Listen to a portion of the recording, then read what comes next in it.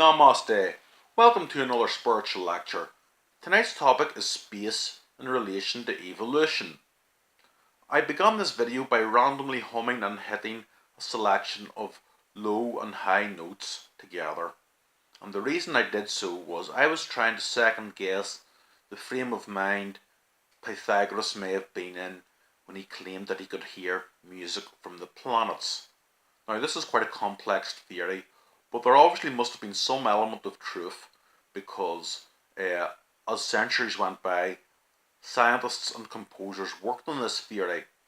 Johannes Kepler worked on this and published the paper The Musical Spheres.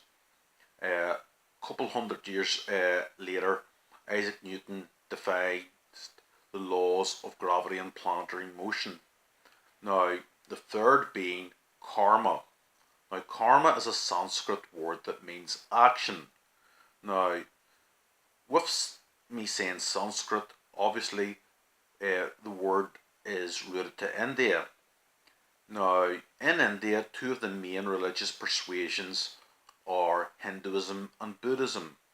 And in those belief systems, the understanding of karma is that what one does or does not do in the mortal life will be consequential in the future and shall resonate through to the afterlife.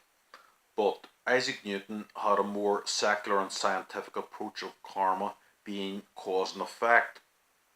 Relating cause and effect to music, the cause is the sound, for example, and you can hear that C note resonate. And the effect we look for when we create music is that the words in a song, the beat, the riff, etc., resonate to the listener, and they can relate that to a good time of their life when they're going through a bad time, or if they hear sad words in a song, maybe that'll give them the strength to carry through and continue with their life in the future. And with music, we have the treble clef, the notes E, G, B, D, F. You may remember the childlike piece of prose that goes with those notes: every good boy deserves fish. There's four notes within those intervals: F, A, C, E. Face. This is my face. If I walk down the street and I can see a person with a smile on their face, I can sense that they've had some good news that day. Conversely, if I walk down the street and see a person crying, maybe they've had bad news, like a friend or relative has died. And from that, I get the acronym FACE relating to the notes F, A, C, E, and I have devised that to stand for feelings are counter-evocative. We're trying to evoke emotions of good and bad when we create music. And obviously Gustav Holst had this attitude towards planets when he composed in 1918 his magnum opus, The Planets. And he was trying to predict the sound of harmony and destruction coming from all the planets in the solar system. And case in point, he opened with Mars, bringer of war.